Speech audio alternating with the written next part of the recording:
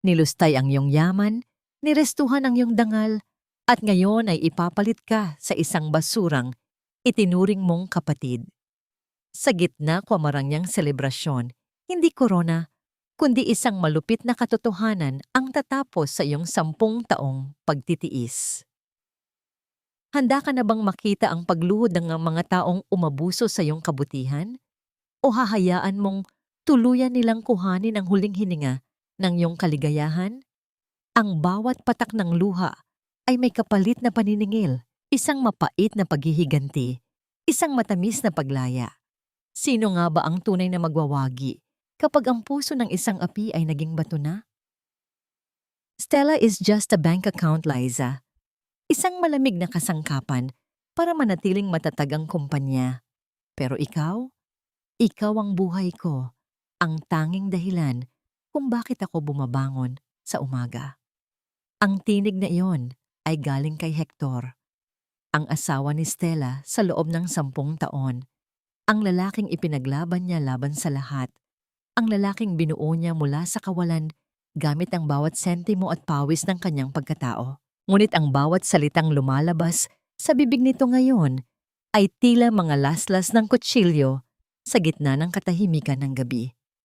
Sa labas ng pinto ng kanilang silid, nakatayo si Stella. Basang-basa ang kanyang bestida dahil sa malakas na buhos ng ulan sa labas.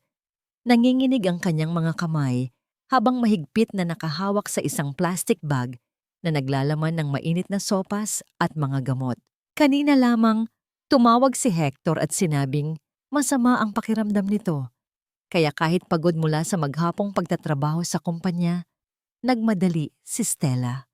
Iniwan niya ang lahat, binuwis ang sariling kalusugan sa ilalim ng ulan, para lamang masiguro na maayos ang kalagayan ng asawa. Gaano kalupit ang tadhana. Ang pagmamahal na itinanim niya sa loob ng isang dekada ay tinawag lamang na isang bank account ng taong pinakainiingatan niya. Dahan-dahang itinulak ni Stella ang pinto. Walang ingay. Tila isang anino na ayaw mambulabog. Ngunit ang kanyang puso ay sumisigaw na sa sakit. Ang eksenang tumambad sa kanya ay ang ikalawang dagok na tuluyang nagpaguho sa kanyang mundo. Sa loob ng kanilang kwarto, sa mismong kama kung saan sila nangako ng katapatan, nakaupo si Liza. Ang babaeng itinuring ni Stella na parang tunay na kapatid, ang ulilang inampon at pinatira niya sa sariling pamamahay dahil sa awa. Nakasuot si Liza ng isang manipis na silk robe. Hindi yon kay Liza. Iyon ang paboritong robe ni Stella. Isang regalo mula sa kanyang yumaong ina. Ang mga kamay ni Hector ay nakapulupot sa baywang ni Liza habang ang babae ay nagniningning ang mga mata sa tagumpay. Hindi ito mukhang may sakit. Ang tanging sakit sa loob ng kwartong iyon ay ang pagkatao ni Hector. Nabitawan ni Stella ang hawak na plastik. Ang lalagyan ng mainit na sopas ay bumagsak sa sahig. Nabasag at kumalat ang likido sa malamig na tiles. Ang usok mula sa mainit na sabaw ay humalo sa malamig na hangin mula sa aircon. Tila sumisimbolo sa pangarap ni Stella na unti-unti nang naglalaho. Napalingon ang dalawa, walang bakas ng pagsisisi sa mukha ni Hector. Sa halip ang bumungad sa kanya ay ang galit at pagkairita. Stella, anong ginagawa mo rito? Bakit hindi ka kumatok? Kita mong ginugulat mo si Liza. Asik ni Hector habang dahan-dahang bumibitaw sa pagkakayakap sa babae. Ngunit nanatiling malamig ang kanyang mga mata. Hindi makapagsalita si Stella. Ang kanyang lalamunan ay tila binabara ng tuyong buhangin. Nais niyang sumigaw. Nais niyang itanong kung bakit. Ngunit ang tanging naramdaman niya ay ang panlalamig ng kanyang mga dulo ng daliri. Ang bawat tibok ng kanyang puso ay tila isang mabigat na martilyo na pumupukpok sa kanyang dibdib. Tumingin siya kay Liza. Ang babaeng binihisan niya, pinakain, at binigyan ng bubong sa itaas ng ulo. Ngumiti si Liza ng bahagya, isang ngiting tila nanunukso, bago nagkunwaring natatakot at nagtago sa likod ni Hector. Ate Stella, sorry po, hindi ko sinasadya. Masama lang ang pakiramdam ni Kuya Hector, kaya nandito ako para alagaan siya. Malambing na sabi ni Liza, ngunit ang kanyang mga mata ay nagniningning sa katusuhan. Lumingon si Stella sa paligid ng kwartong iyon. Ang mga litrato nila ni Hector sa dingding, ang amoy ng kanyang pabango, ang lahat ng alaala ng 10 taon ay tila naging mga estranghero sa kanyang paningin. Ang bahay na binuo niya para maging kanlungan ay naging isang madilim na kulungan ng pagtataksil. Nanatiling nakatayo si Stella sa gitna ng kalat ng sopas sa sahig. Basang-basa, mag-isa, at wasak. Ang kanyang katawan ay nanginginig hindi dahil sa lamig ng ulan, kundi dahil sa bigat ng katotohanang ang taong pinag-alayan niya ng buhay ay ang siya ring kukuha nito mula sa kanya. Bank account? Bulong ni Stella sa kanyang isipan. Ang bawat sakripisyo niya para sa kumpanya, ang mga gabing hindi siya natutulog, para lamang masiguro ang tagumpay ni Hector, ay iyon lamang pala ang halaga sa paningin ng asawa. Tumingin si Hector sa kanya, walang bakas ng pag-ibig, tanging paghamak. Linisin mo yang kalat mo, Stella. At sa susunod, matuto kang rumespeto ng privacy. Masyado kang emosyonal, kaya ka nagkakaganyan. Isang tanong ang nagpaulit-ulit sa isip ni Stella habang tinititigan ang 2 taong pinakamahal niya na ngayon ay siyang pumapatay sa kanya. Gaano pa karaming piraso ng puso ang kailangang madurog bago tuluyang mapagod ang isang babaeng wala ng ibang ginawa kundi ang magmahal. Ang bawat sulok ng bahay na dating itinuring ni Stella na katedral ng kanyang mga pangarap ay naging isang malamig na sementeryo ng mga alaala. Kinabukasan, hindi humingi ng paumanhin si Hector. Sa halip, ang dinala niya sa hapagkainan ay isang balitang tila laso na dahan-dahang pumapatay sa natitirang pag-asa ni Stella. Dito na muna mananatili si Liza sa guest room. Mas ligtas siya rito habang inaayos pa ang kanyang dokumento para sa kumpanya. At Stella, si Mama ang nagmungkahi nito, kaya wag mo nang balakin tutulan. Malamig na pahayag ni Hector habang nagbabasa ng dyaryo, hindi man lamang nagabalang tingnan ang namumugtong mga mata ng kanyang asawa. Sa tabi niya, nakatayo si Doña Imelda, ang ina ni Hector. Ang mukha nito ay puno ng paghamak habang nakatingin kay Stella. Huwag kang masyadong selosa, Stella. Utang mo sa pamilyang ito ang apelyidong dala mo. Isang malaking karangalan na pinatira ka namin dito, kahit wala kang maibigay na apo sa amin. Hayaan mong si Liza ang magdala ng sigla sa bahay na ito. Ang bawat salita ni Doña Imelda ay tila isang sampal na nag-iwan ng hapdi sa kaluluwa ni Stella. Gusto niyang isigaw na ang kumpanyang pinagmamalaki nila ay nailigtas lamang dahil sa yaman ng kanyang yumaong mga magulang. Gusto niyang ipaalala na ang bawat dekorasyon sa bahay na ito ay binili ng kanyang sariling pagsisikap. Ngunit nanatiling tikom ang kanyang bibig. Ang kanyang katahimikan ay hindi tanda ng pagsuko, kundi ang bigat ng isang pusong unti-unti nang nagiging bato. Nang sumapit ang hapunan, mas matindi ang pagpapahirap. Nagluto si Liza ng sinigang na hipon, ang paboritong ulam ni Hector. Ngunit ito ang pagkain na alam ng lahat na ikamamatay ni Stella dahil sa kanyang malalang allergy. Ate Stella, tikman mo itong luto ko. Pinaghirapan ko yan para sa inyo ni Kuya Hector. Nakangiting sabi ni Liza habang maingat na inilalagay ang isang malaking hipon sa plato ni Stella. Tumingin si Stella sa plato, pagkatapos ay kay Hector. Ang kanyang asawa ay abala sa pagkain. Tila walang pakialam kung ang susunod na subo ni Stella ay magiging huli na nito. Alam mong allergic ako sa hipon, Liza, mahinahong sabi ni Stella. Bagamat ang kanyang mga kamay sa ilalim ng mesa ay mahigpit na nakakuyom hanggang sa bumaon ang kanyang mga kuko sa sariling palad. Biglang nagbago ang mukha ni Liza. Ang kanyang mga mata ay napuno ng luha, isang mabilis na pagbabago na tila isang actress sa harap ng kamera. Pasensya na po, ate. Ang akala ko ay nakalimutan mo na ang galit mo sa akin. Ayaw mo ba talaga sa akin dito? Stella! Ano bang problema mo? Galit na tumayo si Hector. Ang tunay na emosyon ay lumabas. para lamang ipagtanggol ang ibang babae. Nagluto ang tao, magpasalamat ka na lang. Kung ayaw mong kumain, umalis ka sa harap namin. Huwag mong dinadamay si Liza sa insecurity mo. Ang tunay na sakit ay hindi ang gutom, kundi ang makitang ang lalaking pinag-alayan mo ng 10 taon ay mas pinapahalagahan ang pekeng luha ng iba kaysa sa tunay mong kaligtasan. Tumayo si Stella ng walang imik. Ang tunog ng kanyang upuan na gumagasgas sa sahig ay tila isang malungkot na nota sa gitna ng tensyon. Pumasok siya sa kanyang silid-aklatan, ang tanging lugar kung saan siya nakakahanap ng kapayapaan. Doon, binuksan niya ang kanyang laptop habang ang lahat ay abala sa kanilang huwad na kaligayahan. Sa labas, sinimulan ni Stella ang pagsusuri sa mga account ng kumpanya. Doon niya nakita ang mas malalalim na sugat, mga transaksyong hindi dumaan sa kanya, mga mamahaling alahas at bayad sa kondo na ang pangalan ng benepisyaryo ay walang iba kundi si Liza. Ang bawat numero ay isang patunay ng pagtataksil. Ang bawat sentimong nawala ay isang alaala ng kanyang katangahan. Ngunit sa gitna ng kanyang pag-iimbestiga, narinig niya ang pag-alis ni na Hector at Doña Imelda para sa isang biglaang pulong sa labas. Naiwan si Liza sa bahay. Samantala, lumabas si Stella para kumuha ng tubig nang mapansin niyang naiwan ni Liza ang kanyang bag sa sofa sa sala. Isang malakas na udyok ang nagtulak kay Stella. Nalapitan ito.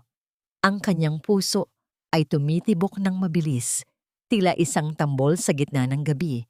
Dahan-dahan niyang binuksan ang zipper ng bag. Sa loob, sa gitna ng mga mamahaling kosmetiko, na tiyak na si Hector ang bumili, ay may isang puting sobre. Nang ilabas niya ang laman nito, tila tumigil ang pag-ikot ng mundo para kay Stella. Isang ultrasound result. Ang petsa ay kamakailan lamang. Ang pangalan sa itaas ay malinaw na nakasulat, Liza Guevara. At sa ibaba, ang maliliit na imahe ng isang buhay na nagsisimula pa lamang. Isang buhay na kailanman ay hindi na ibigay ni Stella kay Hector. Nanginginig ang buong katawan ni Stella. Ang papel sa kanyang kamay ay tila naging isang nagniningas na uling na sumusunog sa kanyang balat. Ang kanyang paningin ay nagdilim at ang hangin sa paligid ay tila nawala. Sa sandaling iyon, ang lahat ng kanyang pasensya, ang lahat ng kanyang pagtitiis para sa pamilya ay naglaho na parang usok. Ate, bakit mo hawak ang gamit ko? Ang tinig ni Liza mula sa hagdanan ay puno ng katusuhan, walang bakas ng pagkagulat. Sa halip, ang kanyang mukha ay dahan-dahang nagkaroon ng isang mapait at mapangyam na ngiti habang tinititigan ang namumutlang mukha ni Stella.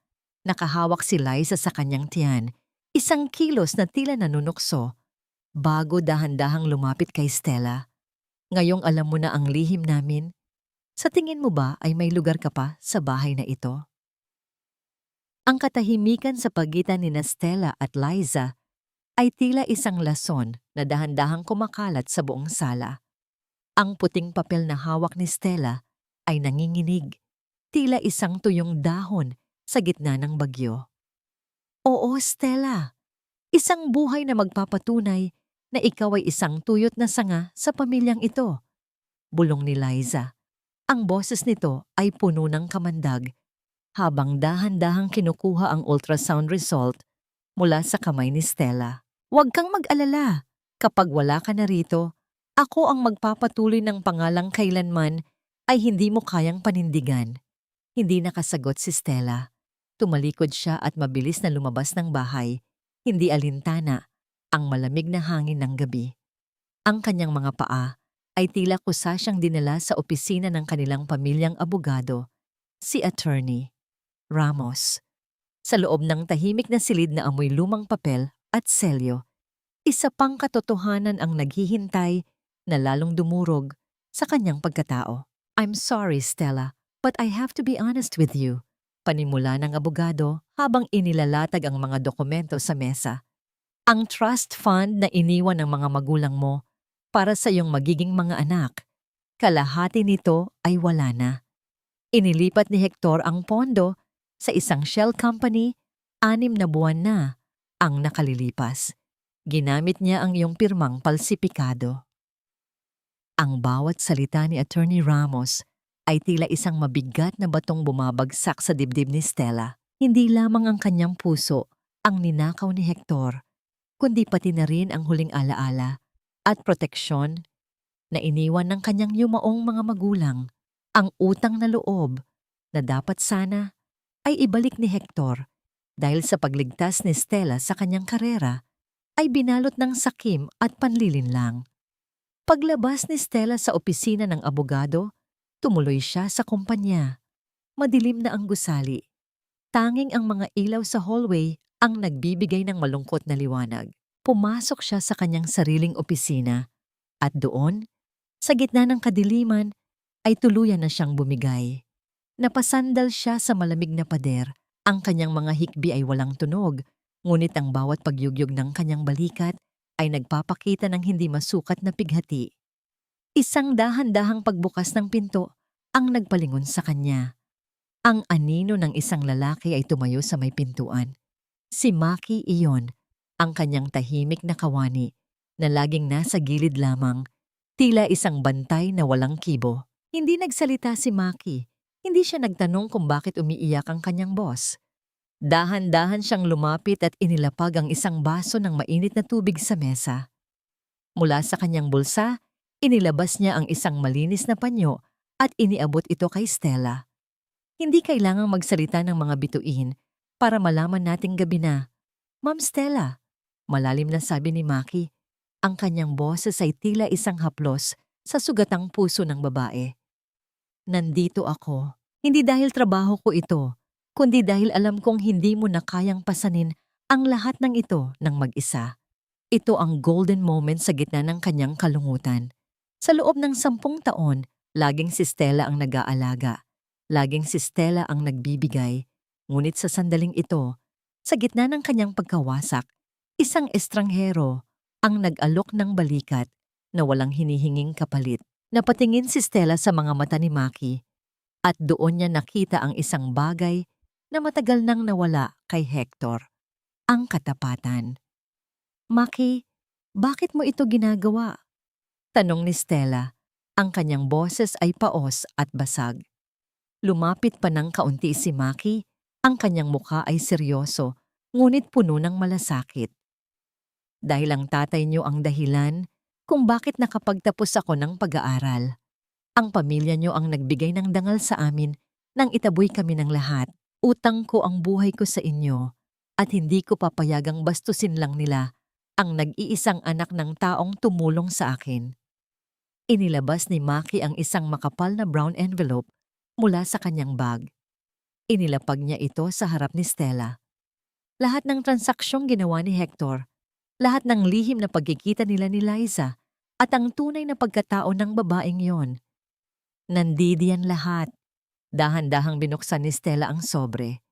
Ang kanyang mga mata ay nanlaki sa bawat pahinang binabasa niya. Ngunit ang huling dokumento ang nagpatigil sa kanyang paghinga. Isang litrato ng isang matandang lalaki na nasa loob ng isang sabungan sa probinsya.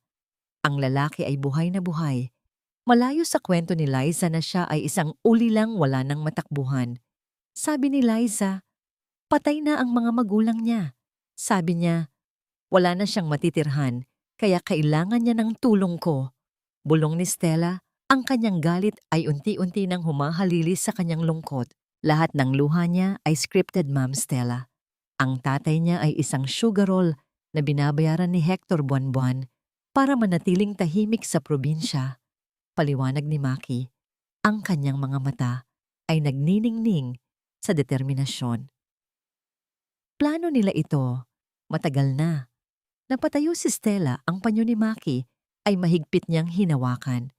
Ang sulyap ng katotohanan ay tila isang malamig na tubig na gumising sa kanyang natutulog na diwa. Hindi lamang siya biktima ng pangangaliwa. Siya ay biktima ng isang malaking sindikato ng panloloko sa loob ng sarili niyang tahanan. Ngunit may isang bagay pa ang napansin ni Stella sa folder. Isang maliit na note na nakasulat sa likod ng isa sa mga resibo ng hotel ni na Hector at Liza. Isang pangalan ang nakasulat doon na hindi pamilyar kay Stella, ngunit tila ito ang susi sa lahat ng itinatago ni Hector. "Sino si Apollonia?" tanong ni Stella habang nakatingin kay Maki. Bago pa makasagot si Maki, biglang nag-vibrate ang cellphone ni Stella sa ibabaw ng mesa. Isang mensahe mula sa isang hindi kilalang numero ang pumasok. "Kung sa tingin mo ay alam mo na ang lahat, nagkakamali ka. Tanungin mo si Hector kung nasaan ang mga alahas na isinanlan niya noong nakaraang buwan. Ang huling piraso ng dangal mo ay malapit nang makuha ng iba." Isang pirasong papel lang yan, Stella. Pero iyang papel na yan ang magtatakwil sa'yo sa pamilyang ito. Huwag kang mag-inarte na parang ikaw ang biktima rito. Ang boses ni Doña Imelda ay kasing lamig ng bakal habang nakaupo ito sa kanyang paboritong silya sa sala. Hawak ni Stella ang ultrasound result, ang papel na dapat sana ay maging ebidensya ng kataksilan ni na Hector at Liza. Ngunit sa harap ng kanyang biyenan, tila ito naging dumi na nais lamang nilang itapon. "Mama, alam niyo po ba ito? Alam niyo bang buntis si Liza at ang asawa ko ang ama?" Tanong ni Stella. Ang kanyang boses ay nanginginig sa pagitan ng pag-asa at takot. Umaasa siyang kahit papaano ay may natitira pang katarungan sa pusong ina ni Doña Imelda. Dahan-dahang tumayo ang matanda. Ang bawat kilos nito ay puno ng awtoridad at paghamak. Lumapit siya kay Stella. Ang amoy ng kanyang mamahaling pabango ay humalo sa amoy ng ulan na nananatili pa rin sa suot ni Stella. "At ano naman kung alam ko?" Ang sagot ng matanda na tila isang mabilis na kidlat na tumama sa dibdib ni Stella. "Sa loob ng 10 taon, Stella, wala kang naibigay sa amin kundi pera at trabaho. Akala mo ba sapat na yon? Ang kailangan ng pamilya namin ay tagapagmana. Isang bata na magdadala ng apelyidong Valdez. At kung hindi mo kaya yon, sino ka para pigilan si Liza?" "Pero mama, asawa ako ni Hector. Ako ang nagligtas sa kumpanya niyo. Utang niyo sa akin ang lahat ng karangyaan niyo ngayon." Sigaw ni Stella. Ang kanyang mga luha ay tuluyan ng bumuhos, mainit at masakit sa kanyang pisngi. Bago pa man matapos ni Stella ang kanyang pangungusap, naramdaman niya ang isang mabilis na pagdampi ng kamay sa kanyang muka. Walang tunog ng pagtama, ngunit ang hapdi ay agad na kumalat sa kanyang balat. Ang kanyang ulo ay napalingon sa lakas ng sampal ni Doña Imelda. Ang kanyang tenga ay nagring at ang lasa ng dugo ay dahan-dahang gumuhit sa gilid ng kanyang labi. "Huwag mong isumbat sa akin ang pera, Stella." Asik ng matanda. Ang pera ay nawawala, pero ang dugo ay nananatili. At sa bahay na ito, ang babaeng may dala ng apo ko ang siyang mas makapangyarihan. Kaya kung ako sa'yo, tanggapin mo na lang ang kapalaran mo. Maging mabuting asawa ka, manahimik ka, at hayaan mong isilang ni Liza ang batang magpapatuloy sa amin. Napaatras si Stella. Ang bawat hakbang niya palayo ay tila paglubog sa isang malalim at madilim na hukay. Tumingin siya sa paligid ng mansyon, ang mga chandelier na kumikinang, ang mga antigong kagamitan na siya mismo ang pumili. Lahat ng yon ay tila naging mga halimaw na nakatingin sa kanya nang may pangungutya. Pumasok siya sa kanyang silid at isinara ang pinto. Hindi siya humiga. Sa halip, lumapit siya sa isang maliit na altar kung saan nakalagay ang diliha o litrato ng kanyang yumaong mga magulang. Hinawakan niya ang frame, ang kanyang mga daliri, ay dahan-dahang hinahaplos ang salamin na nagpoprotekta sa kanilang ngiti. Ito ang kanyang golden moment, isang sandali ng pagbabalik sa kanyang pinagmulan. Naalala niya ang sinabi ng kanyang ama bago ito pumanaw. "Stella, ang ginto ay sinusubok sa apoy. Huwag mong hayaang matunaw ang dangal mo dahil lamang sa takot na mapag-isa." "Papa, Mama, patawad po." Bulong ni Stella sa gitna ng kadiliman. "Patawad! dahil hinayaan kong tapakan nila ang pangalang iniwan niyo sa akin. Patawad, dahil inakala kong ang pagtitiis ay tanda ng pag-ibig. Ang kanyang mga mata, na kanina lamang ay puno ng luha, ay dahan-dahang naging matigas. Ang nanginginig niyang katawan ay tumatag.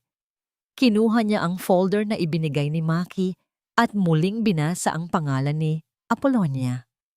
Sa sandaling iyon, ang sakit ay naging puot at ang puot ay naging isang malamig na plano. Sa kabilang bahagi ng bahay, narinig niya ang tawanan ni Hector at Liza sa pasilyo. Ang tunog ng kanilang kaligayahan ay tila mga pako na ibinabaon sa kanyang puso. Ngunit sa halip na umiyak, huminga ng malalim si Stella. Binuksan niya ang kanyang drawer at kinuha ang isang lumang susi. Ang susi sa vault kung saan nakatago ang huling baraha ng kanyang pamilya. Isang lihim na kailanman ay hindi nalaman ni Hector. Isang lihim na sadyang itinago ng kanyang ama para sa panahong gaya nito. Panahon na para maningil ang bulong ni Stella sa katahimikan ng gabi. Ang kanyang tinig ay wala ng panginginig. Hindi lamang niyo kinuha ang asawa ko, kinuha niyo ang dangal ko. At sa bawat patak ng luhang idinulot niyo, sisiguraduhin kong isang karagatan ng pagsisisi ang ibabalik ko sa inyo. Tumayo siya at lumapit sa bintana. Ang ulan ay tumitila na, ngunit ang kidlat sa malayo ay nagbibigay ng liwanag sa kanyang mukha. Isang bagong Stella ang nakaharap sa salamin. Isang Stella na handang sunugin ang lahat para lamang makitang muling sumisikat ang araw sa kanyang sariling mundo.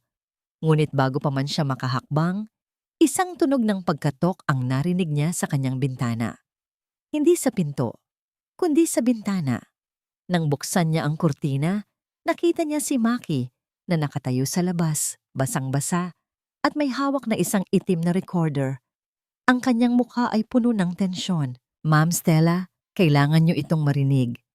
Ang tanging sabi ni Maki nang buksan ni Stella ang bintana. "Hindi lang bata ang balak nilang kunin sa inyo. Ngayong gabi, may pipirmahang dokumento si Hector na magtatanggal sa inyo bilang CEO ng kumpanya." Ang kadiliman sa loob ng opisina ay tila isang malapad na dagat ng kalungkutan at ang tanging isla ng liwanag ay ang maliit na lampara sa ibabaw ng mesa ni Stella. Ang oras ay lampas na ng hating gabi, ngunit ang bawat minuto ay tila isang mabigat na hakbang patungo sa isang labanang hindi pa alam ni Stella kung paano pananaluan. Sa tapat niya, nakaupo si Maki. Ang bawat pahina ng dokumento na kanilang sinusuri ay naglalabas ng tuyot na tunog ng papel sa gitna ng katahimikan. Walang nagsasalita, ngunit ang bawat buntong hininga ni Stella ay tila nararamdaman ni Maki sa kanyang sariling dibdib. "Ma'am Stella, kailangan niyo munang uminom nito," mahinahong sabi ni Maki habang inilalapit ang isang baso ng mainit na tsa. "Hindi po kayo makakapag-isip ng malinaw kung ang katawan niyo mismo ay bumibigay na sa pagod." Napatingin si Stella sa baso.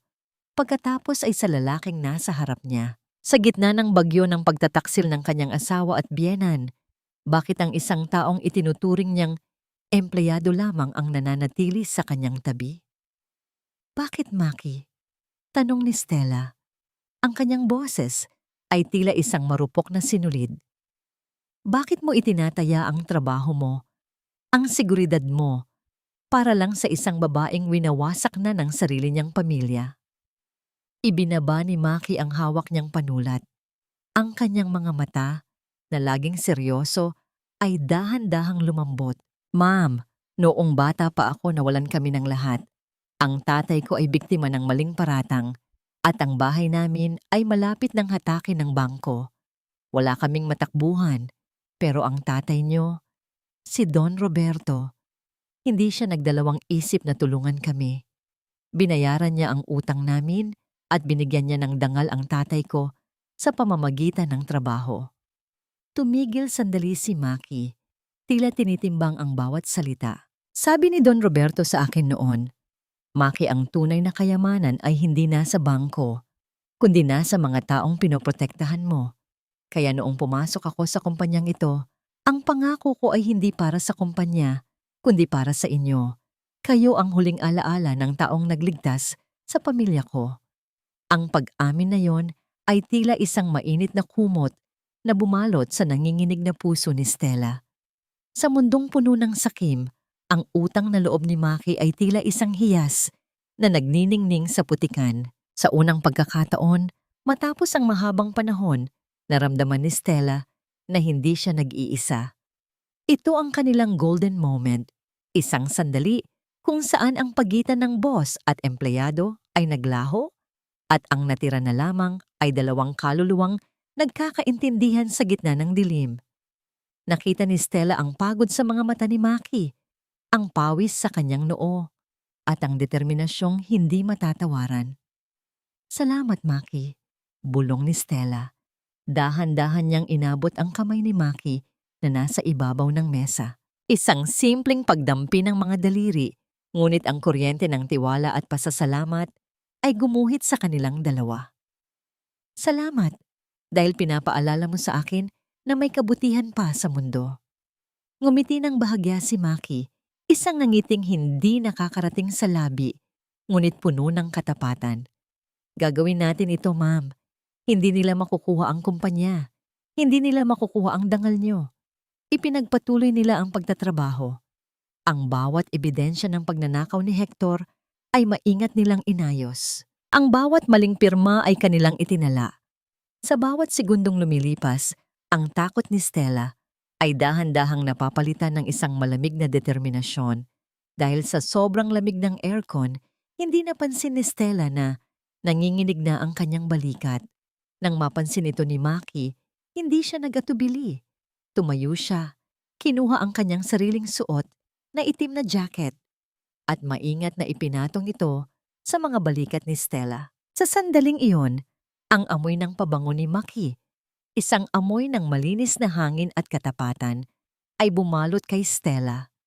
Napatigil siya sa kanyang ginagawa at dahan-dahang inayos ni Maki ang pagkakalagay ng jacket. Ang kanyang mga kamay ay nanatili ng ilang segundo sa balikat ng babae. Isang sandaling puno ng kilig at matinding emosyon kung saan ang bawat tibok ng puso ay tila naririnig sa tahimik na silid. Ngunit ang katahimikang iyon ay biglang winakasan ng isang marahas na pagbukas ng pinto. Ang tunog ng pinto na tumama sa pader ay tila isang pagsabog sa gitna ng gabi. Nakatayo sa pintuan si Hector. Ang kanyang muka ay mapula sa galit at ang kanyang mga mata ay nanlilisik habang nakatingin sa eksenang tumambad sa kanya. Anong kahulugan nito? Sigaw ni Hector. Ang kanyang boses ay umaalingaw-ngaw sa buong opisina. 2:00 na ng madaling araw, Stella, at nandito ka kasama ang lalaking ito. Suot ang jacket niya. Agad na tumayo si Stella, ngunit hindi niya hinubad ang jacket ni Maki. Nanatili siyang matikas. Ang kanyang mga mata ay direktang nakatingin sa kanyang asawa na walang bakas ng takot. Trabaho ang ginagawa namin, Hector. Isang bagay na tila kinalimutan mo na dahil abala ka sa pag-aalaga sa empress mo sa bahay. Sagot ni Stella, ang kanyang tinig ay kasing lamig ng yelo. Lumapit si Hector ng mabilis. Ang kanyang mga kamao ay nakakuyom. Tumingin siya kay Maki nang may matinding paghamak. Ikaw, sino ka para hawakan ng asawa ko? Isang hamak na kawani lang na pinulot namin sa kalsada. Hahakbang sana si Hector para saktan si Maki. Ngunit bago pa man siya makalapit, humarang na si Stella sa pagitan nila. Huwag mong susubukang saktan siya, Hector. Dahil sa bawat galaw mo, mas lalo mo lang pinapatunayan kung gaano kakaliit na tao. Tumawa si Hector ng mapait, isang tawang puno ng selos at puot. Maliit na tao? Stella, tignan mo ang sarili mo. Nakikipaglandian ka sa 10 oras ng gabi habang ako ay nag-aalala sa kumpanya? Bukas na bukas din, sisiguraduhin kong wala na ang lalaking ito rito. At ikaw, huwag mong isipin na makakaligtas ka sa ginawa mo. Tinalikuran sila ni Hector at mabilis na lumabas. Ngunit bago siya tuluyang mawala, lumingon siya ng may mapang-uyam na ngiti. O nga pala, Huwag kang magulat kung bukas, pagising mo, ay wala ka na ring upuan dito sa opisina. Ang board meeting ay natapos na kaninang gabi nang wala ka. Naiwan ang katahimikan na mas nakakabingi kaysa sa sigaw ni Hector. Napatingin si Stella kay Maki at sa mga mata ng lalaki, nakita niya ang isang bagong panganib. Ma'am, ang dokumentong sinasabi niya, bulong ni Maki, ang kanyang boses ay puno ng kaba. Kailangang mahanap natin ang tunay na kopya bago sumikat ang araw. Ang sikat ng araw na pumasok sa bintana ng mansyon kinabukasan ay hindi nagdala ng pag-asa para kay Stella. Sa halip, ang bawat sinag nito ay tila naglalantad sa bawat lamat ng kanyang buhay na pilit niyang pinagdikit sa loob ng mahabang panahon. Ang gabi ng pakikipagtuo sa opisina ay nag-iwan ng malalim na itim sa ilalim ng kanyang mga mata. Ngunit ang kanyang tindig ay nanatiling tuwid. Isang sugatang reyna na tumatangging ibaba ang kanyang korona. Sa hapagkainan, ang kapaligiran ay tila isang entablado ng malupit na dula. Nakasuot si Liza ng isang kulay rosas na bestida, mukhang sariwa at inosente, habang masuyong nilalagyan ng kanin ang plato ni Hector. Sa tapat nila, si Doña Imelda ay nakangiti. Isang ekspresyong kailanman ay hindi niya ibinigay kay Stella. Ate Stella nga pala, panimula ni Liza, ang boses nito ay parang huni ng ibon na may dalang lason. Narinig ko ang tungkol sa malaking gala, bukas para sa kumpanya. Nagpasama ako kay Hector kahapon para bumili ng isusuot.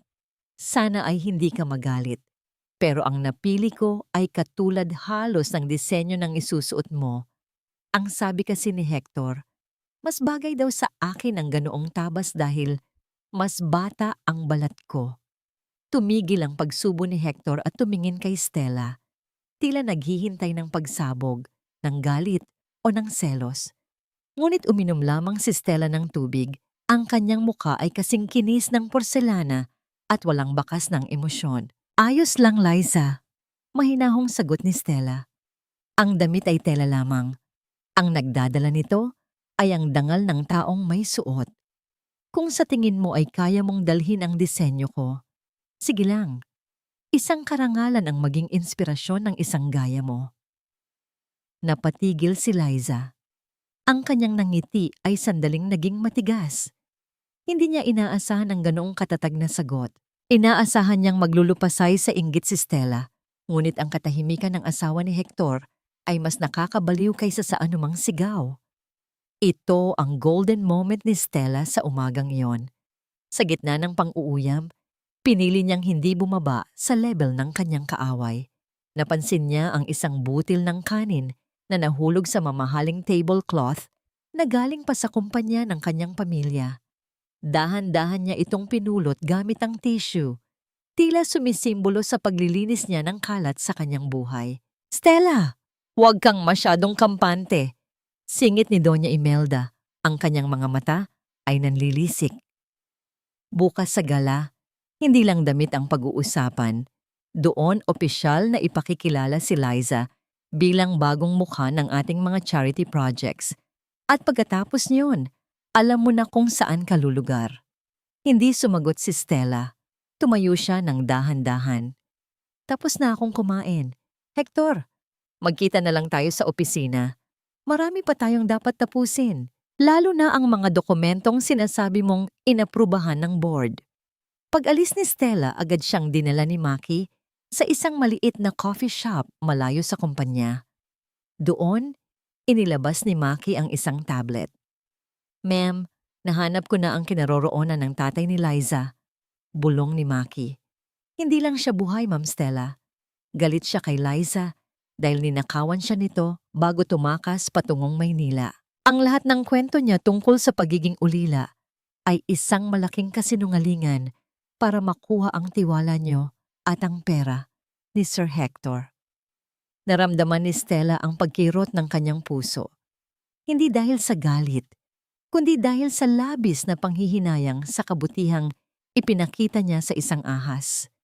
Maki, siguruhin mong ligtas siya. Gusto ko siyang makita bukas, hindi sa opisina, kundi sa mismong gala. Masusunod po, ma'am, sagot ni Maki. Ang kanyang kamay ay sandaling dumampi sa braso ni Stella, isang pagpaparamdam ng suporta. Handa na rin ang slide presentation para sa bukas. Lahat ng hiningi nyo ay nandoon na.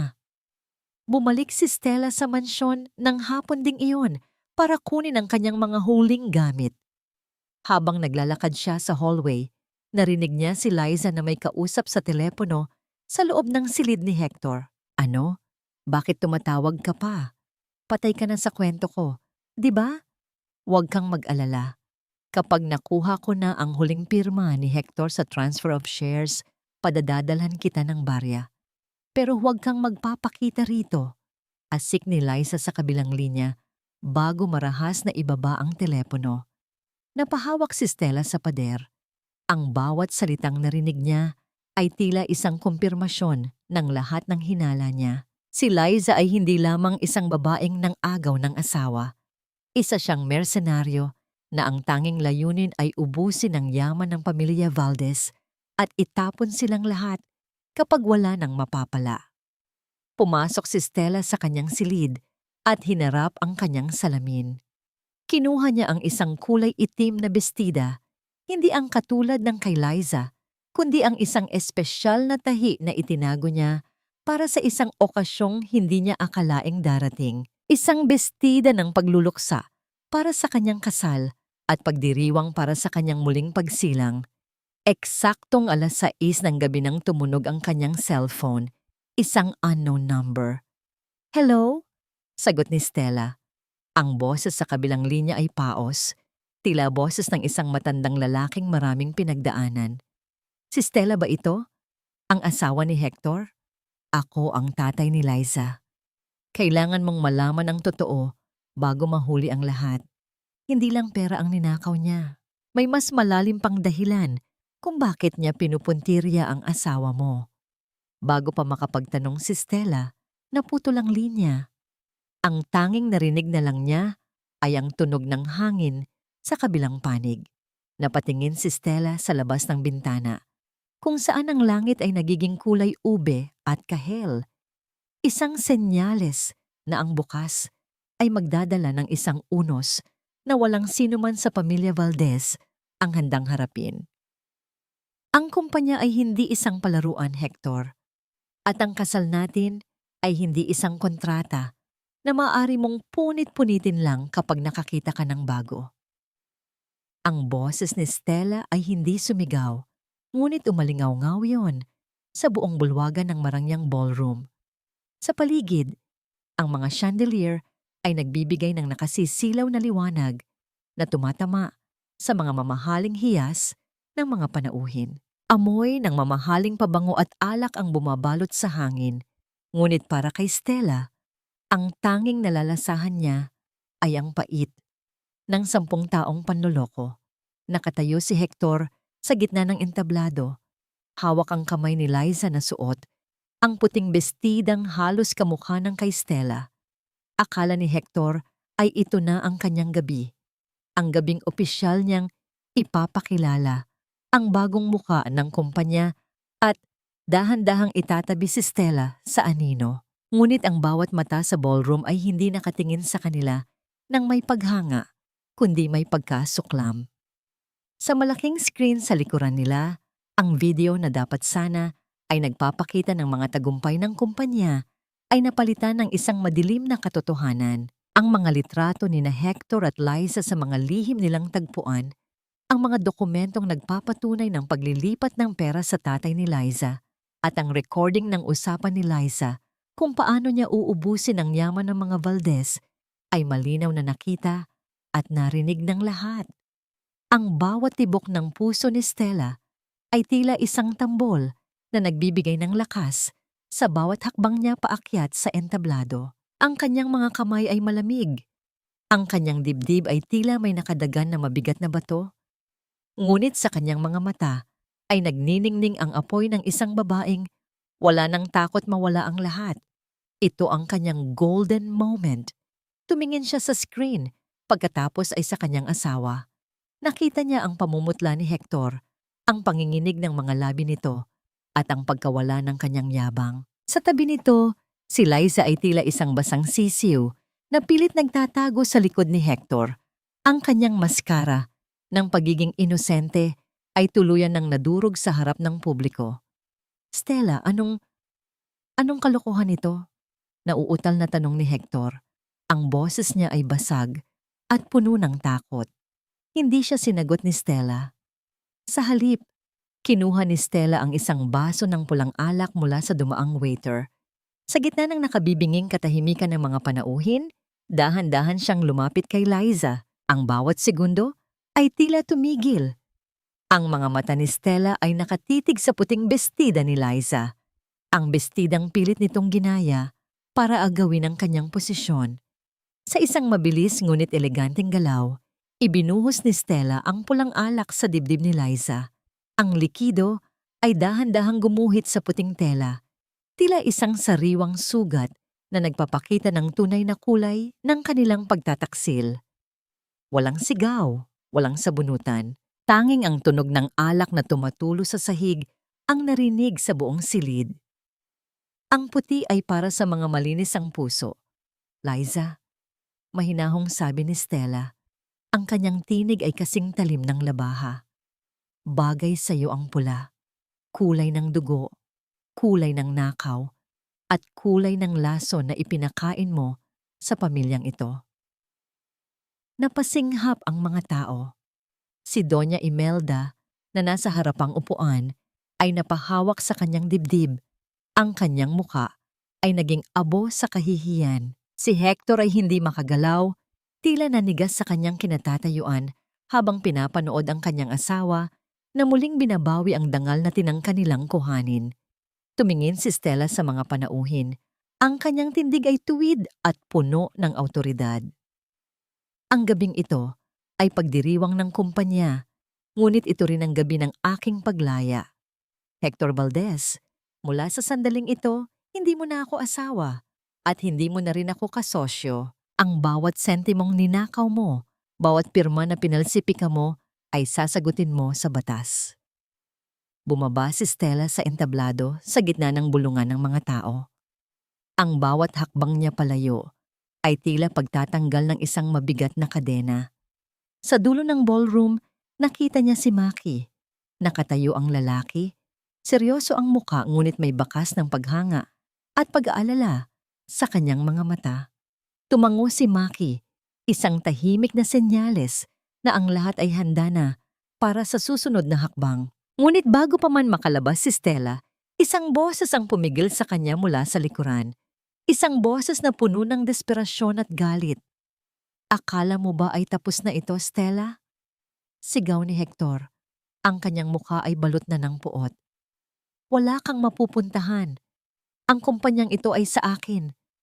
At ang batang dala ni Liza. Siya ang magpapatuloy ng lahat. Lumingon si Stella. Isang mapait na ngiti ang gumuhit sa kanyang mga labi. Ang bata? Hector, bago mo ipagmalaki ang batang yon, siguruhin mo muna kung kanino ba talaga ang dugong dumadaloy sa kanya. Maki, ibigay mo sa kanya ang huling regalo natin. Inilabas ni Maki ang isang brown envelope at inihagis ito sa sahig sa paanan ni Hector. Isang DNA report na nakuha ni Maki mula sa lihim na pakikipagkita ni Liza sa isa pang lalaki sa probinsya. Ang tanong na naiwan sa hangin ay tila isang malamig na hangin na dumaan sa ballroom. Sino ba talaga ang tunay na biktima sa larong ito? At gaano kalalim ang hukay na hinukay ni Hector para sa kanyang sarili? Wala kang utang na loob, Stella. Pinulot ka lang namin sa dumi at ginawang asawa ng isang Valdez, pero ito ang isusukli mo sa amin. Sinira mo ang pangalan ng pamilyang ito sa harap ng lahat. Ang sigaw ni Hector ay umaling-awngaw sa loob ng VIP suite sa likod ng ballroom. Ang kanyang mukha ay kasing pula ng alak na ibinuhos ni Stella kay Liza kanina. Habang nagwawala si Hector, si Stella naman ay nakatayo sa gitna ng silid. Dahan-dahang hinuhubad ang kanyang mga mamahaling alahas. Ang bawat piraso ng brilyante na kanyang inilalapag sa mesa ay tila mga piraso ng kanyang buhay na isa-isa niyang binibitawan. Pinulot sa dumi, Mahinahong tanong ni Stella. Ang kanyang tinig ay kasing talim ng labaha. Hector, baka nakalimutan mo na ang perang ginamit mo para itayo ang kumpanyang ito ay galing sa insurance at mana ng mga magulang ko. Ang apelyidong Valdez na ipinagmamalaki mo, ako ang naglinis niyon nung malapit na kayong makulong dahil sa utang ng tatay mo. Napatigil si Hector. Ang katotohanan ay tila isang malamig na tubig na nagpatahimik sa kanyang galit. Ngunit bago pa siya makapagsalita, lumapit si Doña Imelda. Ang kanyang mga mata ay nanlilisik sa puot. Huwag kang magmalinis, Stella. Isang pirasong papel lang ang hawak mo laban kay Liza. Hindi mo mapapatunayan na hindi kay Hector ang batang iyon. Asik ng matanda. Hindi ko na kailangang patunayan ang tungkol sa bata, Mama. Sagot ni Stella habang kinukuha ang isang asul na folder mula sa kanyang bag.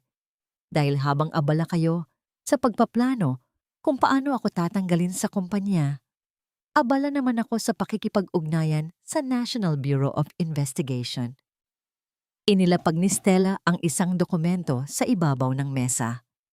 Isang warrant of arrest para kay Hector Valdez para sa kasong qualified theft at falsification of private documents. Ang bawat sentimong kinuha mo sa trust fund ko, bawat pirma na pinalsi mo para mailipat ang mga shares sa pangalan ni Liza. Lahat iyon ay may record na, paliwanag ni Stella. Ngayong gabi, Hector, hindi lang ang kasal natin ang nagtatapos, pati ang kalayaan mo. Ang tunog ng pagbukas ng pinto ay muling narinig. Dalawang lalaking nakabarong ang pumasok. Mga investigador na kanina pa naghihintay sa labas. Ang mukha ni Hector ay nawalan ng kulay. Napasandal siya sa pader. Ang kanyang mga tuhod ay tila ng hina habang dahan-dahang lumalapit ang mga awtoridad. Ito ang golden moment ng pagluluksa at paglaya. Tumingin si Stella sa kanyang kaliwang kamay. Ang gintong singsing na simbolo ng 10 taong pagtitiis ay tila naging isang mainit na bakal na pumapaso sa kanyang balat. Dahan-dahan niya itong hinila. Naramdaman niya ang hapdi ng balat na matagal na nakakulong sa ilalim ng metal. Nang tuluyan itong matanggal, naiwan ang isang maputlang marka sa kanyang daliri, isang pilat ng nakaraan. Binitiwan ni Stella ang singsing sa ibabaw ng malamig na mesa. Ang tunog ng pagtama ng ginto sa kahoy ay tila ang huling nota ng isang malungkot na awitin. Hindi ito tumalbog, bagkus ay dahan-dahang gumulong hanggang sa tumigil ito sa harap ni Hector. Itago mo yan, Hector. Isanla mo para pambayad sa abogado mo. Huling hirit ni Stella bago siya tumalikod. Naglakad siya palabas ng suite, lampas sa umiiyak na si Liza at sa nanginginig na si Doña Imelda. Ang bawat yabag ni Stella sa marangyang carpet ay tila pagtatapon ng isang mabigat na pasanin. Hindi siya lumingon.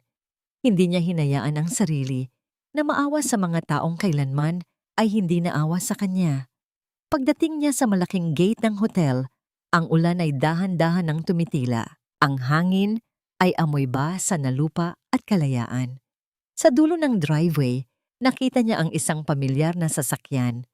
Nakatayo sa tabi nito si Maki. Hawak ang isang payong. Ang kanyang mga mata ay puno ng tahimik na suporta at paggalang. Hindi nagsalita si Maki nang lumapit si Stella.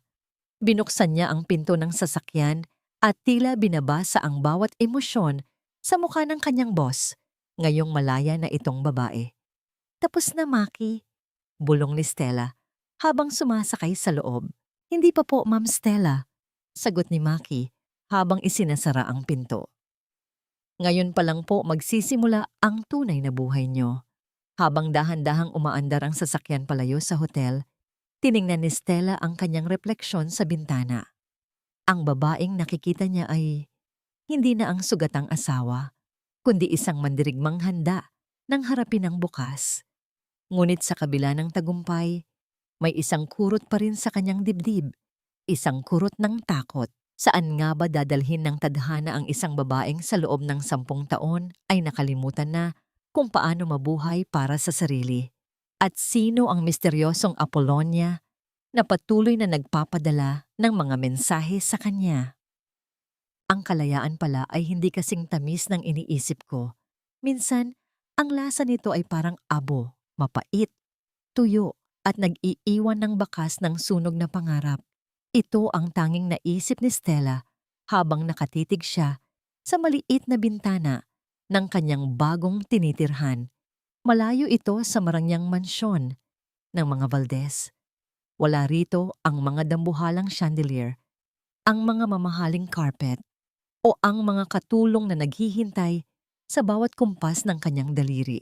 Ang tanging naririnig niya ay ang dahan-dahang paghampas ng alon sa pampang ng Cavite at ang malayo at paos na tilaok ng manok sa madaling araw. Dito sa maliit na apartment na amoy pintura at alat ng dagat, mag-isa si Stella. Ang kanyang 10 taong pagsisikap ay nauwi sa isang maleta ng mga damit at ilang dokumentong magpapatunay na siya ay malaya na. Ngunit ang kalayaang iyon ay tila isang mabigat na kumot na dahan-dahang sumasakal sa kanya. Isang gabi, habang nagluluto siya ng simpleng hapunan, isang bagay na hindi niya ginagawa sa loob ng 10 taon, hindi sinasadyang nahawakan niya ang mainit na gilid ng kawali. Ang hapdi ay agad na kumalat sa kanyang balat, ngunit hindi siya dumaing. Tinitigan lamang niya ang kanyang daliri na dahan-dahang namumula. Doon, sa gitna ng usok ng pritong isda, ay biglang bumuhos ang kanyang mga luha. Hindi siya umiiyak dahil sa paso. Umiiyak siya dahil sa loob ng 10 taon, ang bawat hapdi na nararamdaman niya ay laging para sa iba. Ngayon, sa unang pagkakataon, ang sakit ay kanya lamang. Wala ng Hector na kailangang alagaan. Wala ng Doña Imelda na kailangang pasayahin. Ang katahimikan sa paligid niya ay kasing bigat ng isang hatol. Ito ang kanyang golden moment, ang sandali ng pagtanggap sa kanyang sariling kahinaan. Pinatay niya ang kalan at naupo sa sahig ng maliit na kusina. Doon, sa gitna ng kadiliman, ay niyakap niya ang kanyang sariling mga tuhod. Naramdaman niya ang bawat tibok ng kanyang puso, ang bawat paghinga na tila isang himala. Sa unang pagkakataon, hindi siya si Mrs. Valdez. Siya si Stella. Sugatan, pagod, ngunit humihinga. Kinabukasan, isang dahan-dahang pagkatok sa pinto ang gumising sa kanya. Nang buksan niya ito, nakita niya si Maki. Wala itong suot na barong o suit. Tila isang ordinaryong tao na nakasuot lamang ng simpleng puting t-shirt at maong. May hawak siyang isang maliit na basket ng mga sariwang prutas at isang mainit na kape. "Ma'am Stella, pasensya na po sa istorbo," mahinahong sabi ni Maki. Ang kanyang mga mata ay puno ng paggalang, tila binabasa ang bawat lamat sa mukha ng babae. "Naisip ko lang na baka kailangan niyo ng kape." At nang makakausap, naupo sila sa maliit na balkonahe na nakaharap sa dagat.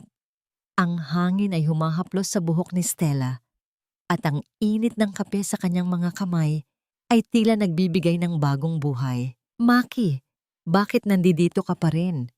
tanong ni Stella habang nakatingin sa malayo. "Wala na akong kumpanya.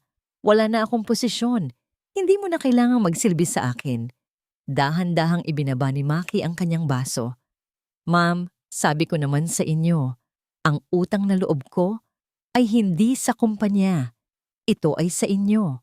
At sa totoo lang, hindi po ito pagsisilbi. Ito ay pagbabantay." Tumingin si Maki nang diretso sa mga mata ni Stella. Isang sandaling puno ng damdamin, kung saan ang bawat salitang hindi masabi ay tila nakasulat sa hangin. "Hayaan niyo po akong manatili hanggang sa kaya niyo nang tumayo ng mag-isa. Kahit bilang kaibigan lang."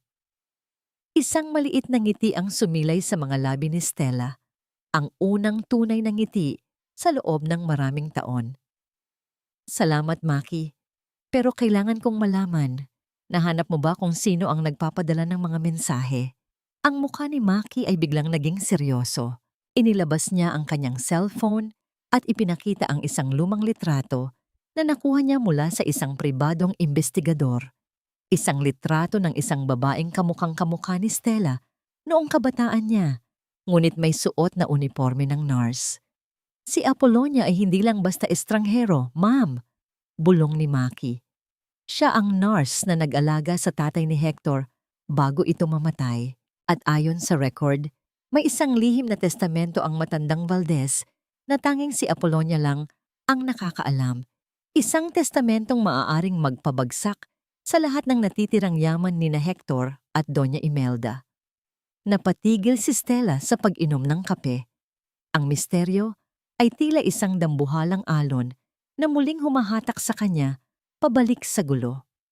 Ngunit bago pa siya makapagtanong, nakita niya ang isang itim na sasakyan na dahan-dahang huminto sa tapat ng kanyang gate. Bumaba ang salamin ng sasakyan at ang tumambad sa kanila ay ang mukha ni Doña Imelda. Ngunit wala na rito ang kanyang karangyaan. Ang kanyang mga mata ay puno ng takot at ang kanyang mga kamay ay nanginginig habang hawak ang isang puting sobre. Stella, kailangan mong tulungan si Hector. Ang paos na tinig ng matanda ay tila isang pagsusumamo mula sa impyerno. Kinuha nila siya at ang hinihingi nilang kapalit ay ang lahat ng iniwan ng mga magulang mo. Tulungan mo kami, Stella. Ikaw lang ang may hawak ng mga papeles na kailangan nila upang pakawalan si Hector. Nagmamakaawa ako sa iyo bilang isang ina. Ang boses ni Doña Imelda ay hindi na ang matayog na tinig na dating naguutos sa loob ng mansyon. Ngayon, ang kanyang boses ay tila isang tuyong dahon na hinihipan ng hangin, marupok, basag at puno ng desperasyon. Nakatayo siya sa tapat ng gate ni Stella. Ang kanyang mamahaling damit ay gusot at may mantsa ng alikabok. Isang imaheng malayo sa reynang dati ay nananakit at nangaalipusta. Tinitigan siya ni Stella mula sa likod ng rehas ng gate. Naramdaman niya ang isang kakaibang lamig sa kanyang dibdib. Hindi ito galit, hindi rin ito tuwa sa nakikitang paghihirap ng kanyang biyenan. Ito ay isang malalim na kawalan ng pakiramdam, isang hollowness na dulot ng 10 taong pagkakaubos ng kanyang emosyon. Pagkatapos ng lahat, Mama, pagkatapos niyo akong itaboy na parang dumi, nandito kayo para hingin ang huling piraso ng alaala ng mga magulang ko? Mahinahong tanong ni Stella. Ang kanyang boses ay walang panginginig. Tila isang lawa na payapa sa kabila ng dumarating na unos. Dahan-dahang lumuhod si Doña Imelda sa semento. Ang tunog ng kanyang mga tuhod na tumama sa matigas na sahig ay tila isang huling pagsuko ng kanyang dangal. Kinuha siya ng mga taong pinagkakautangan niya, Stella. Noong ma-freeze ang mga account niya dahil sa kaso mo, kumapit siya sa mga patubuan sa labas. Ngayon, hawak nila siya. Ang sabi nila, ang titulo lamang ng inyong ancestral estate ang sapat na kabayaran. Lumapit si Maki sa tabi ni Stella. Ang kanyang muka ay seryoso at alerto. Ma'am, huwag po kayong maniniwala agad. Maaaring isa na naman itong patibong. Ngunit bago pa makasagot si Stella, isang lumang jeep ang dahan-dahang huminto sa likod ng sasakyan ni Doña Imelda. Isang babaeng nasa huling bahagi ng kanyang edad na 50 ang bumaba. Nakasuot siya ng simpleng uniforme ng isang caregiver. Ang kanyang mga mata ay may bakas ng matinding pagod, ngunit may liyab ng katotohanan. Stella, tawag ng babae. Ako si Apollonia. Tila tumigil ang paghinga ni Stella. Ang pangalang kanina pa, bumabagabag sa kanya, ay may mukha na ngayon. Lumapit si Apollonia sa gate. Hindi pinapansin si Doña Imelda na patuloy na umiiyak sa sahig. Nandito ako para itama ang lahat. Simula ni Apollonia, ang kanyang boses ay puno ng awtoridad. Bago mamatay ang biyenan mong lalaki, may iniwan siyang huling habilin sa akin. Alam niyang sakim ang kanyang asawa at anak, kaya itinago niya ang tunay na testamento.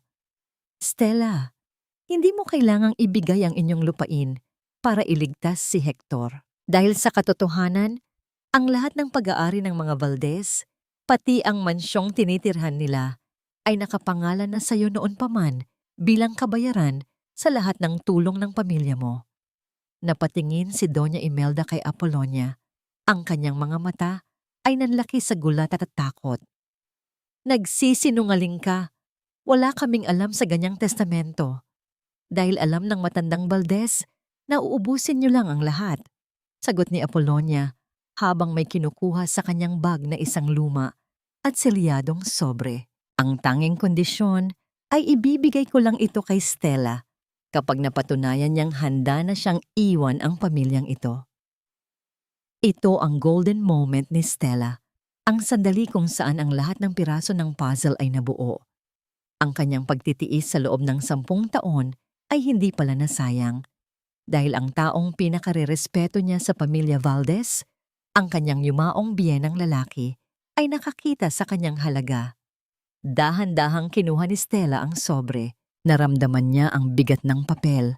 Ang bigat ng katotohanang siya pala ang tunay na may-ari ng lahat ng bagay na ipinagkakait sa kanya.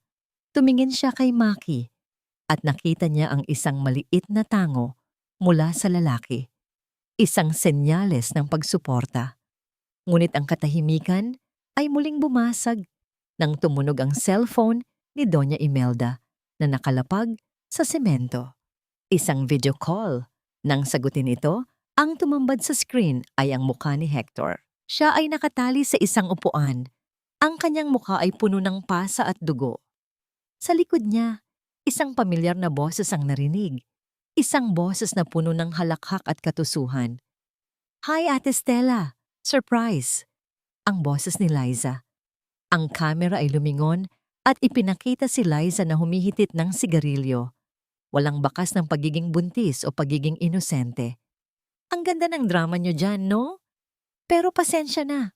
Kailangan ko ng pera. Ibigay mo ang titulo ng lupa sa akin o sisiguraduhin kong hindi na makakauwi ang mahal mong asawa. May 10 minuto ka para magdesisyon." Tinitigan ni Stella ang screen. Nakita niya ang takot sa mga mata ni Hector. Ang lalaking minahal niya, ang lalaking nandaraya sa kanya, at ngayon ay ang lalaking nagmamakaawa sa kanya para sa kanyang buhay. "Stella, please, save me!" Hikbi ni Hector mula sa screen. Isang matalim na desisyon ang gumuhit sa isip ni Stella. Tiningnan niya ang testamento sa kanyang isang kamay at ang screen ng cellphone sa kabilang kamay. Ang kanyang puso ay tumitibok ng mabilis, hindi dahil sa takot, kundi dahil alam niyang ito na ang huling pagkakataon na kailangan niyang humarap sa kanyang madilim na nakaraan. "Maki, ihanda mo ang sasakyan," utos ni Stella. Ang kanyang boses ay kasing talim ng kidlat. "Pupunta tayo sa kanila, pero hindi para ibigay ang titulo." "Anong gagawin mo, Stella?" tanong ni Doña Imelda habang pilit na tumatayo. Hinarap siya ni Stella. Ang kanyang mga mata ay nagniningning sa determinasyon. "Gagawin ko ang nararapat. Tutuldukan ko na ang kasamaang sinimulan niyo." Habang paalis ang sasakyan ni Stella patungo sa taguan ni Liza, isang mensahe ang pumasok sa telepono ni Stella mula sa isang hindi kilalang numero. "Mag-ingat ka." Hindi lang si Liza ang nandoon. Ang taong bumaril sa tatay ni Maki ay kasama rin nila. Ang amoy ng kalawang lumang gulong at tuyong lupa ang sumalubong kay Stella nang pumasok siya sa loob ng abandonadong bodega sa labas ng lungsod.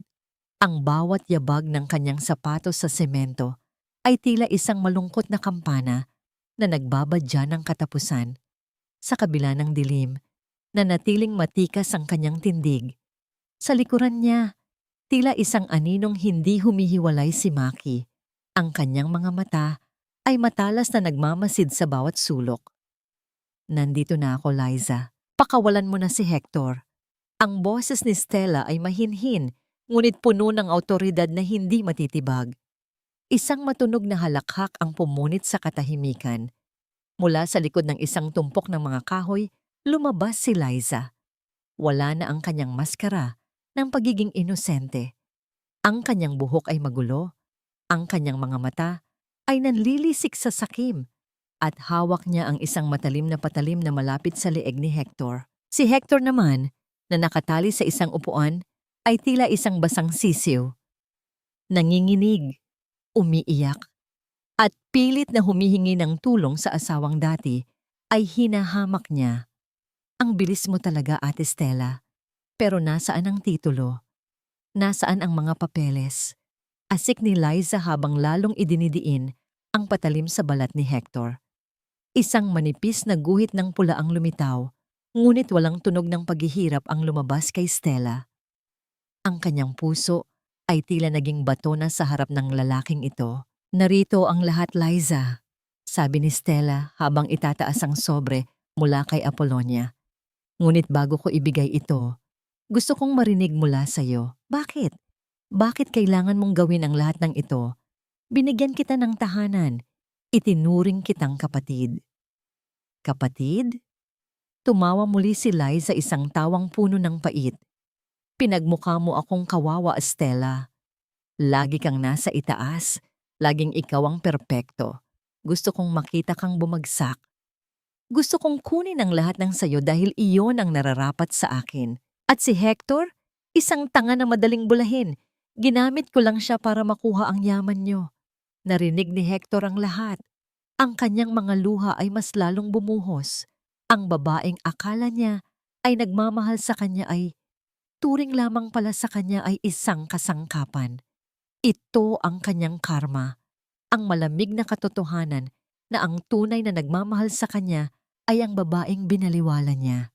Biglang lumabas ang isang lalaki mula sa dilim sa likod ni Liza. Isang lalaking may malaking peklat sa muka at may malamig na tingin. Nang makita siya ni Maki, naramdaman ni Stella ang biglang pagtigas ng katawan ng kanyang kawani. Benjo, ang pabulong na sabi ni Maki, ang kanyang boses ay puno ng puot. Ikaw ang pumatay sa tatay ko. Ang lalaking nagngangalang Benjo ay ngumisi lamang. Maliit na mundo, di ba? Ngayon, ibigay niyo ang mga papeles. Kung ayaw niyong maging katulad ng matandang yun ang inyong katapusan. Akala niyo ba ay ganoon kadali ito? Ang pang-uuyam ni Benjo habang dahan-dahang inilalabas ang isang itim na baril mula sa kanyang baywang. Maki, ang tatay mo ay namatay dahil sa sobrang pakikialam. Huwag mong hayaang sumunod ka sa kanya ngayon. Ramdam ni Stella ang panginginig ng mga kamay ni Maki sa kanyang likuran. Hindi ito panginginig ng takot, kundi ng nag-aalab na galit na 10 taon nang nakakulong sa kanyang dibdib. Ngunit bago pa man makagawa ng maling hakbang si Maki, humarap si Stella sa direksyon ni Benjo. Ang kanyang mga mata ay hindi kumukurap, tila isang salamin na nagpapakita ng kawalan ng takot. Ibigay mo ang mga papeles, Stella. Ngayon na! Sigaw ni Liza. Ang kanyang boses ay nagiging matinis sa sobrang desperasyon.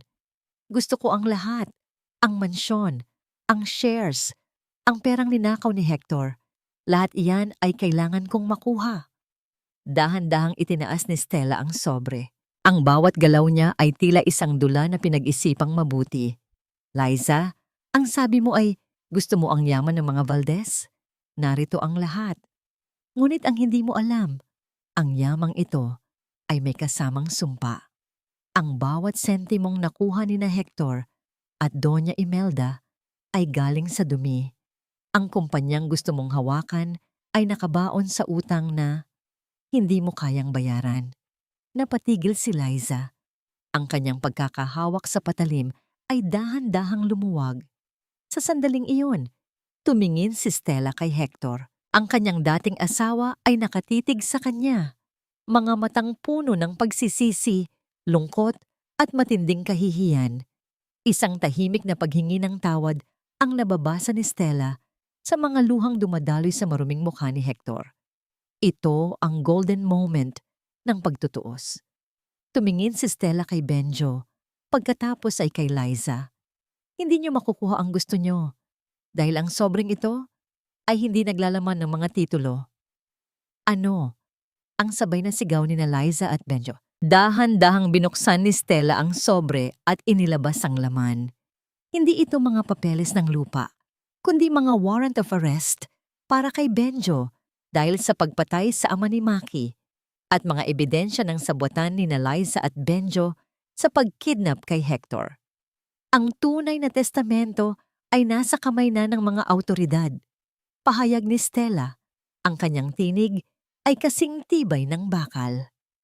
Sa sandaling pumasok kami rito, pinaligiran na ng mga pulis ang bodegang ito. Wala na kayong takas. Biglang nagkagulo. Sinubukan ni Benjo na itutok ang baril kay Stella. Ngunit bago pa man siya makakalabit ng gatilyo, mabilis na sumugod si Maki. Walang tunog ng putok, kundi ang marahas na pagbuno ng dalawang lalaki sa sahig. Ang tunog ng mga katawang bumabagsak sa semento at ang paghingal ng mga taong naglalaban para sa kanilang buhay ang bumalot sa bodega. Sinubukan ni Liza na tumakas habang hilahila si Hector, ngunit dahil sa gulat at panghihina, natumba silang dalawa sa tumpok ng mga lumang gulong. Lumapit si Stella kay Liza. Wala siyang galit na nakita sa sarili, tanging matinding awa para sa isang babaeng nabulag ng ambisyon. Tapos na ang laro, Liza, bulong ni Stella. Narinig ang malakas na pagbukas ng mga pinto ng bodega mula sa iba't ibang direksyon. Ang mga sinag ng flashlight ay tila mga espada ng liwanag na tumusok sa kadiliman. Ang tunog ng mga sapatos ng mga pulis na tumatakbo sa semento ay naghudyat ng katapusan ng gabi. Dinala ng mga awtoridad si Benjo at Liza. Habang pinaposa si Liza, lumingon siya kay Stella. Ang kanyang mga mata ay puno pa rin ng puot. Ngunit ang kanyang mga labi ay nanginginig. Si Hector naman ay dahan-dahang kinalagan ni Maki. Nang makalaya si Hector, hindi siya tumayo agad. Nanatili siyang nakaluhod sa paanan ni Stella. Ang kanyang mga balikat ay nayuyugyog sa pag-iyak. Stella, patawad! Patawad sa lahat! Tinitigan siya ni Stella. Ang lalaking ito ang sumira sa kanyang 10 taon. Ang lalaking ito ang nandaraya sa kanya. Ngunit sa halip na sipa o mura, ang tanging ginawa ni Stella ay ang dahan-dahang paglayo. Ang pagtitiwala ay tila isang basag na kristal. Maaari mong pulutin ang mga piraso, ngunit hindi mo na maibabalik ang dati nitong ningning. Hector, ang patawad ay ibinibigay para sa katahimikan ng puso ko, hindi para bumalik tayo sa dati. Ang huling sabi ni Stella bago siya tumalikod. Lumapit si Maki kay Stella. Ang kanyang mukha ay may mga galos mula sa pakikipagbuno, ngunit ang kanyang mga mata ay payapa na. Ang katarungan para sa kanyang ama ay nakamit na rin sa wakas. Dahan-dahang hinawakan ni Maki ang kamay ni Stella, isang haplos na nagdadala ng init at pangako ng bagong simula. Ngunit habang lumalabas sila ng bodega, isang huling anino ang humarang sa kanilang daan. Si Doña Imelda. Nakatayo siya sa labas, basang-basa ng ulan, at may hawak na isang liham na may selyo ng pamilya Valdez. Stella. Hindi pa tapos ang lahat. Ang nanginginig na tinig ng matanda. May isang huling lihim ang tatay ni Hector. Isang lihim na maaaring magpabago sa buong pagkatao mo. Lumipas ang 6 na buwan mula nang gumuho ang mga pader ng kasinungalingan sa loob ng mansyon ng mga Valdez. Ang bawat sugat na iniwan ng gabi sa bodega ay dahan-dahang naghilom, hindi dahil sa nakalimutan na ang lahat, kundi dahil pinili ni Stella na wag nang lumingon pa sa apoy na tumupok sa kanyang nakaraan sa isang maliit na bahay sa pampang ng dagat kung saan ang amoy ng alat ay humahalo sa samyo ng mga sariwang bulaklak sa hardin. Doon natagpuan ni Stella ang kapayapaang ipinagkait sa kanya ng 10 taon. Wala na ang mabigat na kolorete sa kanyang mukha. Wala na ang mga mamahaling alahas na tila mga kadenang ginto. Ngayon, ang suot niya ay isang simpleng puting bestida. At sa kanyang mga mata ay nagniningning ang isang uri ng liwanag na hindi kayang ibigay ng anumang brilyante. Ang liwanag ng pagmamahal sa sarili. Ang huling lihim na ibinigay ni Doña Imelda sa kanya noong gabing iyon ay hindi pala isang pananakot. Ang liham mula sa yumaong biyena ni Stella ay nagsasaad ng isang katotohanang matagal nang itinago, na ang tatay ni Stella at ang matandang Valdez ay matalik na magkaibigan na nagkasundong pagsamahin ang kanilang yaman para sa kapakanan ni Stella. Ang lahat ng hirap na dinanas ni Stella ay hindi pala dahil siya ay pinulot lang, kundi dahil siya ang tunay na pundasyon ng lahat ng kayamanan ng pamilya Valdez. Ang pagtataksil ni Hector ay hindi lang panloloko sa asawa, kundi isang pagtatangka na agawin ang isang legasiya na kailanman ay hindi naging kanya. Dinalaw ni Stella si Hector sa huling pagkakataon bago ito pumasok sa loob ng piitan para sa kanyang sentensya. Nakita niya ang isang lalaking wala nang natitirang yabang. Ang mga mata ni Hector ay puno ng pagsisisi. Tila isang kandilang paubos na ang mitya. Stella, hindi ko nahihilingin na bumalik ka, bulong ni Hector sa likod ng salamin ng visiting area. Sapat na sa akin na malaman mong sa bawat gabi rito sa loob, ang tanging naaalala ko ay ang baynyo kabutihan mo na sinayang ko. Patawarin mo ako, Stella. Hindi dahil karapat-dapat ako, kundi dahil kailangan mong maging malaya sa bigat ng galit mo sa akin. Hindi sumagot si Stella ng mabilis. Tinitigan niya ang lalaking dati ay sentro ng kanyang mundo. Sa sandaling iyon, naramdaman niya ang huling pigtas ng tali ng kanilang nakaraan. Pinatatawad na kita, Hector. Mahinahong sagot ni Stella. Hindi dahil sa mahal pa kita, kundi dahil ayaw ko nang magdala ng anumang bahagi mo sa bagong buhay ko. Tapos na tayo. Si Liza naman ay nahaharap sa mahabang taon sa kulungan kasama si Benjo. Ang batang akala ni Hector ay sa kanya ay hindi pala totoo. Isang malaking palabas lamang ni Liza para makuha ang yaman ng mga Valdez. Ang karma ay tila isang malupit na guro na nagturo kay Liza na ang bawat itinanim na kasamaan ay may katumbas na pait sa dulo. Si Doña Imelda ay naiwang mag-isa sa isang maliit na bahay sa probinsya. Pinagsisisihan ang bawat sampal at pang-aaping ibinigay niya sa kaisa-isang taong tunay na nag-alaga sa kanila. Habang papalubog ang araw sa tapat ng bahay ni Stella, lumapit sa kanya si Maki, ang kanyang kawani na naging sandigan niya sa pinakamadilim na bahagi ng kanyang buhay. Hindi na Ma'am Stella ang tawag nito sa kanya, kundi Stella, isang simpleng pagkilala sa isang babaeng pantay na sa kanyang paningin. Handa na ang hapunan, Stella, mungkahi ni Maki. Dahan-dahan niyang inabot ang kamay ni Stella, isang haplos na puno ng pag-asa at hindi nagmamadaling pag-ibig.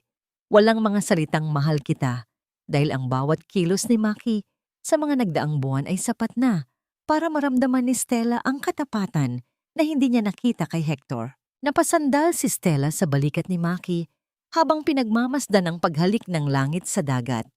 Ang kulay kahel at ube ng takip silim ay tila isang pangako na ang bawat pagtatapos ay may dalang bagong simula.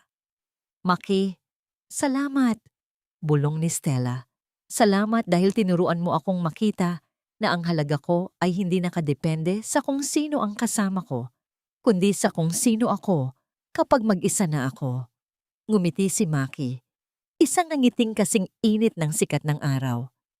Nandito lang ako, Stella, hanggat kailangan mo ng kasama sa panonood ng bawat paglubog at pagsikat ng araw.